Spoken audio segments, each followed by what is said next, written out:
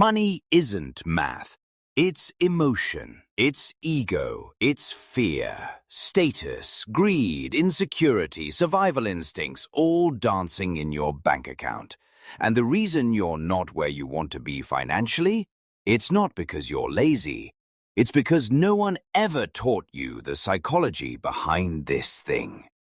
Morgan Housel, the man behind The Psychology of Money, didn't write a finance textbook. He wrote a slap in the face, a 200-page therapy session for your wallet. And today, we're breaking it all the way down. Let's start here. Rich is loud, wealth is quiet.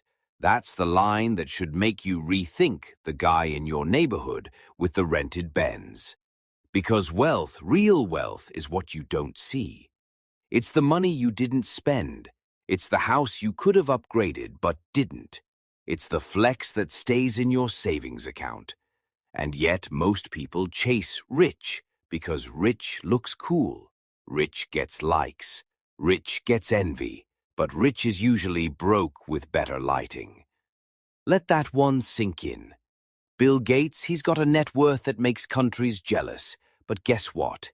He still rocks that dad core wardrobe like he got lost in a thrift store. Why? Because his brain isn't trying to impress, it's playing the long game.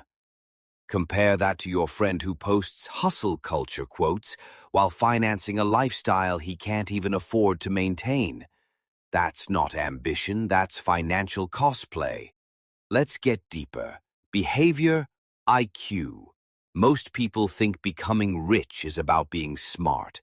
No, it's about being consistent, calm, and a little bit boring. You don't need a genius brain. You need a chill one, the one that can sit through a dip in the market without selling everything like your hair's on fire. Goldman Sachs, billion-dollar machines. But even they've been spanked by market crashes because emotion doesn't care how rich you are. It's a beast that lives in every portfolio. Speaking of portfolios, let's talk investing. Everyone's searching for the next Tesla, the next Bitcoin, the next get-rich-quick. But here's the truth. Compounding is the closest thing we have to real magic. And compounding only works when you stay in the game. People think Warren Buffett's secret is picking stocks. No, it's time. The guy started investing at 10 and hasn't stopped since.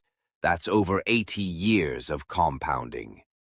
You don't need to be him, you just need to stop pulling your money out every time Twitter panics. Let's rewind to a billionaire's party. Kurt Vonnegut and Joseph Heller, two legendary writers, are there. Someone tells Heller, "That hedge fund guy made more money today than you'll make in your entire life." And Heller smiles and says, "Yeah, but I have something he'll never have. Enough." That's the whole book in one punchline. Because most people don't go broke because they never had money. They go broke because they don't know when to stop. They don't know what enough looks like. So they chase and eventually crash. Let me be brutally honest. Your biggest financial enemy isn't the economy. It's your own ego. The need to keep up. The fear of looking less successful.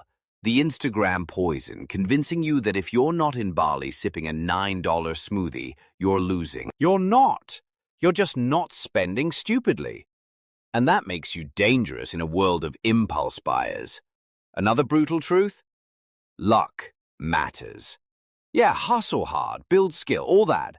But also, be born in the right place. Know the right people. Start at the right time. Housel doesn't sugarcoat it. Luck is real, and pretending it's not is financial arrogance. But that doesn't mean you quit. It means you respect the game. It means you control what you can. Your mindset, your behavior, your patience.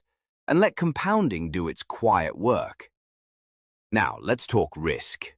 Most people are terrified of it.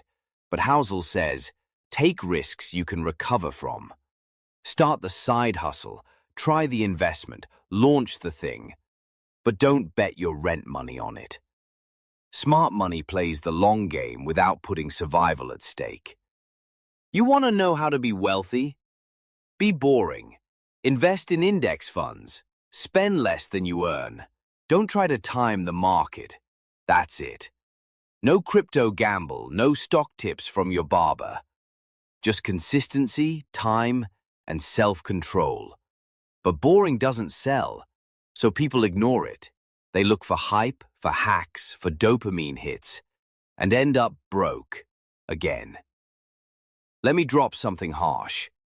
Being good with money is 90% not screwing up. It's saying no when everyone else is saying yes. It's resisting the limited time offer life trap. It's holding cash while your group chat screams, "Buy now." The market rewards patience. The world rewards flash. And those two forces are always at war. Want another savage truth? Debt is the quiet killer. It doesn't walk in and wreck your house.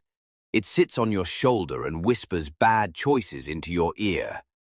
Just one more payment. You can afford it later. Until later becomes never. Freedom starts when you stop owing, not when you start earning. And speaking of freedom, that's the real goal. Not money, time, control, peace, options.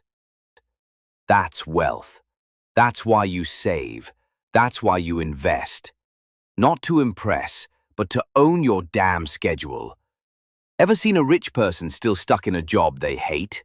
Happens all the time, because money without freedom is just a prettier cage. Let's bring it back. The psychology of money is simple, but brutal. It tells you, you're not as rational as you think. More money won't fix your insecurity. Comparison is financial cancer, and discipline beats intelligence. Still here? Good. That means you're one of the few who actually want to understand how this works. Not just get rich, but stay rich. Mentally, emotionally, quietly. Here, we're going deeper than a summary. We're digging into the stuff that stings, the stuff you don't want to admit. You don't need more money.